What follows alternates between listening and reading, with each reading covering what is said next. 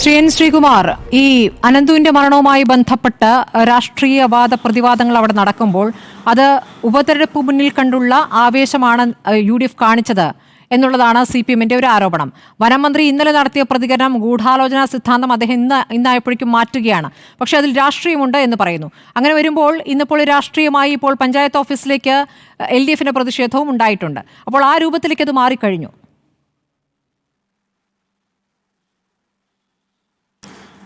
നോക്കൂ സ്മൃതി, ഈ വിഷയാധിഷ്ഠിത നിലപാടെടുക്കുന്നതിൽ CPM-ന് കുറേ കാലമായിട്ട് അടിതെറ്റുന്നുണ്ട്. അത് ഉപതെരഞ്ഞെടുപ്പുകളിൽ മാത്രമല്ല, മറ്റു പല കാര്യങ്ങളിലുമുണ്ട്. ഇപ്പം മതേതര കാര്യത്തിലാണെങ്കിലും ഗവർണർ വിഷയത്തിലാണെങ്കിലും ഒക്കെ ഉണ്ട്. ഇപ്പോൾ പുതുപ്പള്ളി ഒഴിച്ച് തൃക്കാക്കരയിലും അതുപോലെ പാലക്കാടും ഒക്കെ അവരെടുത്ത നിലപാടുകളുണ്ട്. അതായത് തൃക്കാക്കരയിലൊരു വീഡിയോ, പാലക്കാടൊരു പെട്ടി, ഇപ്പോൾ നിലമ്പൂരെത്തിയപ്പോൾ ഈ ഒരു കെണിയെക്കുറിച്ചുള്ളത്. അപ്പോൾ ഇങ്ങനെ നിലപാടെടുക്കുമ്പോൾ ആ നിലപാട് പരാജയമാണെന്ന് അവർക്ക് തോന്നി തുടങ്ങിയിട്ടുണ്ട്. അതുകൊണ്ട് ഇന്നെന്തായാലും CPM-ന്റെ പ്രതികരണം വളരെ തണുത്ത മട്ടിലായിരുന്നു. കാരണം ഇന്നലെ പാർട്ടി സെക്രട്ടറിയാണ് മന്ത്രി ശശീന്ദ്രൻ്റെ നിലപാടുകളോട് ഏതാണ്ട് യോജിച്ചുകൊണ്ട് രംഗത്ത് വന്നത്. പക്ഷേ സാധാരണഗതിയിൽ CPM-ന്റെ വരാറുള്ള നേതാക്കളെയൊന്നും പിന്നീട് നമ്മൾ കണ്ടില്ല. ഞാനിന്ന് മുഖ്യമന്ത്രിയുടെ ഒരു പ്രതികരണം ഇക്കാര്യത്തിൽ ഉണ്ടാകുമെന്നാണ് പ്രതീക്ഷിച്ചത്. പക്ഷേ മുഖ്യമന്ത്രിയുടെ പ്രതികരണം വനമന്ത്രിയോട് ഉണ്ടായിട്ടുണ്ട് എന്ന് വേണം കരുതാൻ ശ്രീ എൻ ശ്രീകുമാർ. അതിനുശേഷമായിരിക്കണം ഇന്നിപ്പോൾ നിലപാട് മാറ്റിയത്.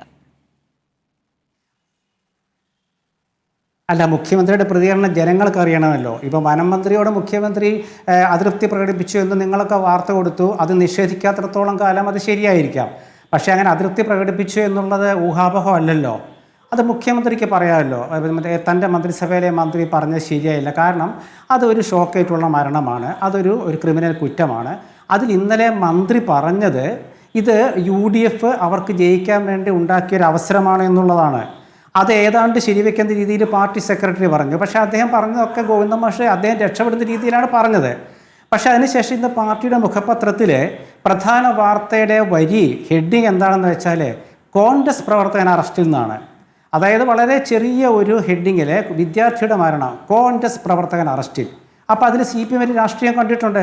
പക്ഷേ ആ രാഷ്ട്രീയം അവർക്ക് പരാജയമായിരുന്നു എന്ന് ഇന്ന് നമുക്ക് വ്യക്തമാകുന്നു. കാരണം ഇന്ന് മുഖ്യമന്ത്രിയുടെ പ്രതികരണം വന്നിട്ടില്ല, LDF-ൻ്റെതായ പ്രതികരണം വന്നിട്ടില്ല, CPI ആണെങ്കിൽ അവരുടെ നിലപാട് വ്യക്തമാക്കുന്നു. അപ്പോൾ എന്തുകൊണ്ടാണ് CPM-നെ ഇങ്ങനെ ഇടയ്ക്കിടയ്ക്ക് അടിതെറ്റുന്നത് എന്നവർ ചിന്തിക്കേണ്ടിയിരിക്കുന്നു.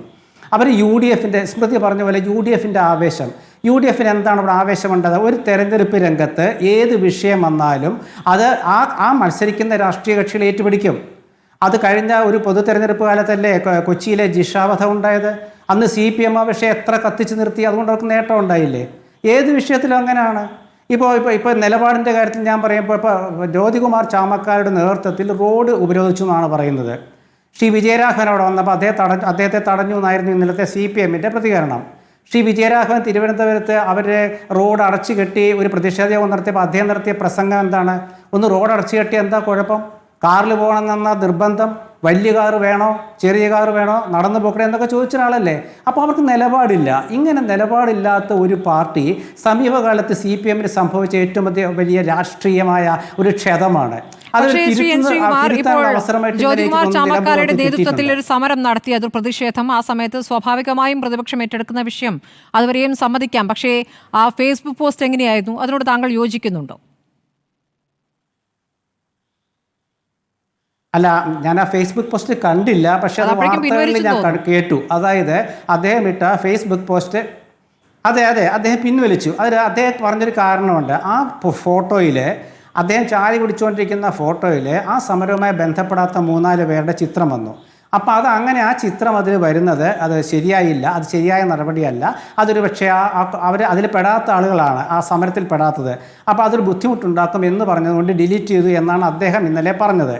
എനിക്ക് പോസ്റ്റ് കാണാൻ പറ്റിയില്ല. അപ്പോൾ ഇനി അഥവാ തന്നെ ഇതിൽ UDF-നും രാഷ്ട്രീയമുണ്ട്, LDF-നും രാഷ്ട്രീയമുണ്ട്, BJP-ക്കും ഉണ്ടാകും, അൻവറിനും ഉണ്ടാകും.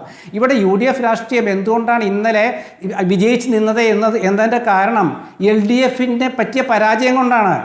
അല്ലാണ്ട് UDF അവിടെ നേട്ടം ഉണ്ടാക്കിയിട്ടില്ല. LDF-നെ അവർ കൊണ്ടുവന്ന ഒരു രാഷ്ട്രീയമായ ആയുധം അവർ തന്നെ ഒടിച്ചു കളഞ്ഞപ്പോൾ UDF-ന് നേട്ടമായി. അതായത് AK ശശീന്ദ്രൻ ഇന്നലെ പറഞ്ഞ കാര്യം പഴയ കാലത്തൊക്കെയാണ് സ്മൃതി നമുക്ക് പറയാൻ വളച്ചൊടിച്ചു എന്ന്. ഇന്നിപ്പോൾ ഇന്നലെ ശശീന്ദ്രൻ പറഞ്ഞ കാര്യം ഇന്ന് അദ്ദേഹം നിഷേധിച്ചപ്പോൾ അദ്ദേഹം പറഞ്ഞത് ലേഖകർ വളച്ചൊടിച്ചെന്നാണ്. അപ്പോൾ ആ ഇന്നലത്തെ അദ്ദേഹം പറഞ്ഞത് ഇന്ന് അദ്ദേഹം പറഞ്ഞൂടെ കാണിച്ചു. ഇതൊക്കെ ഈ ഡിജിറ്റൽ യുഗത്തിൽ ഇതൊക്കെ സംഭവിക്കുന്നതല്ലേ. അദ്ദേഹം ഇന്നലെ പറഞ്ഞു മലപ്പുറത്ത് ആദ്യം പ്രകടനം നടത്തി നിലമ്പൂരല്ലാന്ന്. അപ്പോൾ മലപ്പുറത്ത് ഇന്നലെ പ്രകടനം നടത്തിയിട്ടില്ല. പക്ഷേ ഇന്ന് അദ്ദേഹത്തോട് ചോദിച്ചപ്പോൾ അദ്ദേഹം പറഞ്ഞത് മലപ്പുറത്ത് എവിടെയോ പ്രകടനം നടത്തി, മലപ്പുറം ജില്ലയിൽ എവിടെയോ ഉണ്ടാവുന്നത്. അപ്പോൾ ഞാൻ പറഞ്ഞത് ഇങ്ങനെ ഇപ്പം ശശീന്ദ്രൻ എന്തുകൊണ്ടാണ് ഇത് പറഞ്ഞത്? ശശീന്ദ്രൻ ഒരു വളരെ പരിചയസമ്പന്നനായ ഒരു രാഷ്ട്രീയ നേതാവാണ്.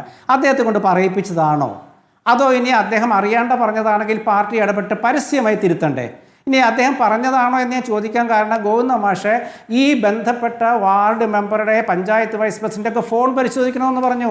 ആ പ്രതിയുടെ ഫോൺ പരിശോധിക്കണമെന്ന് പറഞ്ഞു. കാരണം ഈ വാർഡ് മെമ്പറും പഞ്ചായത്ത് വൈസ് പ്രസിഡൻറ്റും ഒക്കെ അവരുടെ ബന്ധമുള്ളവരാണ്. ആ വാർഡ് മെമ്പർ പറഞ്ഞത് അദ്ദേഹത്തിൻ്റെ വാർഡിലുള്ള ആളല്ല ഈ പ്രതി. അപ്പോൾ ഇത് എന്തുകൊണ്ടാണ് ഗോവിന്ദ മാഷ് ഇന്നലെ വലിയ ആവേശത്തോടെ ആ കാര്യം പറഞ്ഞത് രാവിലെ? അപ്പോൾ ഇന്ന് അദ്ദേഹത്തിൻ്റെ പ്രതികരണം ഞാൻ കണ്ടതുമില്ല. അപ്പം മന്ത്രിക്കൊരു അബദ്ധം പറ്റാം. കാരണം മന്ത്രി അദ്ദേഹം ഒരു കൊച്ചു പാർട്ടിയുടെ മന്ത്രിയാണ്. അപ്പോൾ അദ്ദേഹം ഈ നിലമ്പൂർ ഉപതെരഞ്ഞെടുപ്പിൽ അണ്ണാറക്കണ്ണനും തന്നാലായത് എന്ന നിലയ്ക്ക് തൻ്റേതായ ഒരു സഹായം ചെയ്യാമെന്ന് വിചാരിച്ചത് കാണും. ആ സഹായം ഇങ്ങനെ പുലിവാല് പിടിക്കുന്ന ശശീന്ദ്രൻ അറിഞ്ഞു കാണില്ല. അപ്പോൾ അദ്ദേഹം ഇന്നത് തിരുത്തിയത് നന്നായി. കാരണം എന്താ വെച്ചാൽ അല്ലെങ്കിൽ അദ്ദേഹത്തിൻ്റെ പേരിൽ മോശമായിട്ട് കിടക്കും. പക്ഷേ ഇവിടെ പ്രശ്നം എന്താണെന്ന് വെച്ചാൽ നിലപാടുകളാണ്, വിഷയാധിഷ്ഠിത ശബ്ദങ്ങളാണ്. അതെന്തുകൊണ്ട് ഇല്ലാതെ പോയി എന്നുള്ളതാണ്. ഇപ്പം നിലമ്പൂരിലെ സാധാരണഗതിയിലെ LDF അവിടെ ചർച്ച ചെയ്യേണ്ടത് എന്താണ്?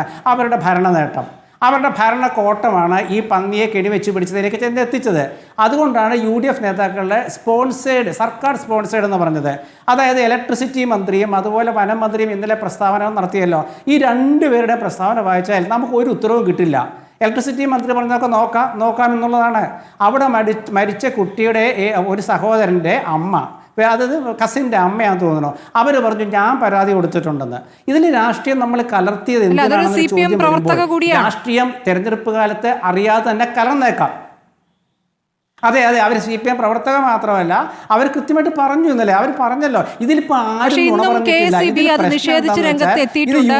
ശ്രീകുമാർ, KSEB പറയുന്ന അങ്ങനെ ഒരു പരാതി കിട്ടിയിട്ടില്ല എന്നാണ്. അല്ല, അതിപ്പോൾ ഇന്നലെ CPM-കാർ ഇന്നലെ വന്ന് പറഞ്ഞത് അതിൻ്റെ തെളിവുണ്ടോ എന്നൊക്കെയല്ലേ ചോദിച്ചത്.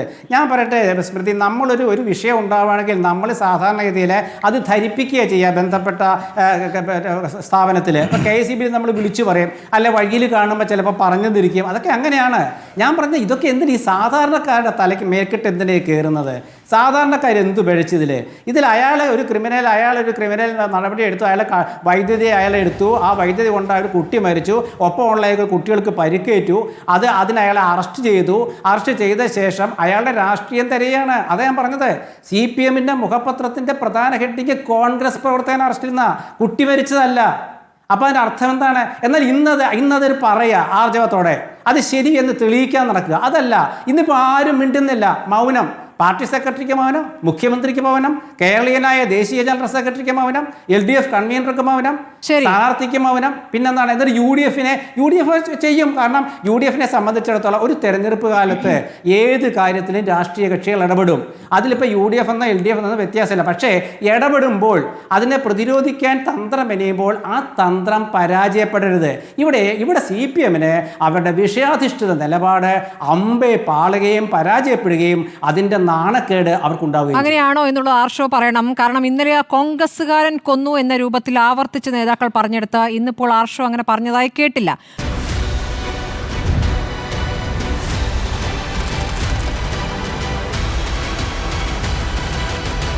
ഡിബേറ്റ് വിത്ത് സ്മൃതി പരുത്തിക്കാട്.